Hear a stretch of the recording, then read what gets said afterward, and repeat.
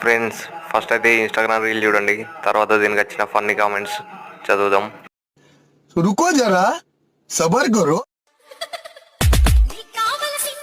DJ Harish from నాకు వద్దు అవి హైబ్రిడ్ కాయలు, ఏంటి బ్రో అంత మాట అన్నావు? అయితే రాయే. Nellore. కళ్ళు చెదిరిపోయేలా ఉంది వర్మ. వెనకటి కోడు తుపాకి లేకపోయినా లపాకి కావాలన్నా అంట. హైబ్రిడ్ విత్తనం మామ, తీగ సన్నగా ఉన్న కాయలు చాలా బాగున్నాయి.